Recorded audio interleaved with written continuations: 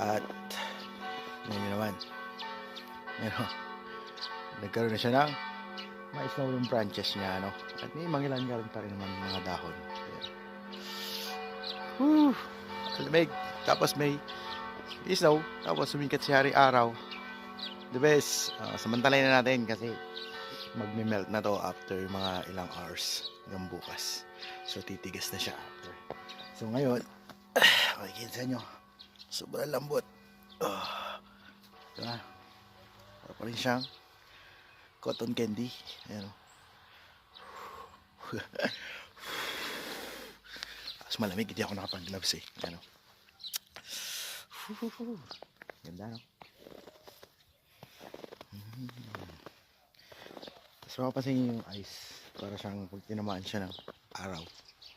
Nandiyan. Nagkakaroon siya ng konting yung parang nagkikrystallize. Ayan.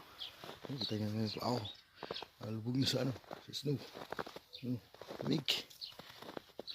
Ano. Ang ganda, no?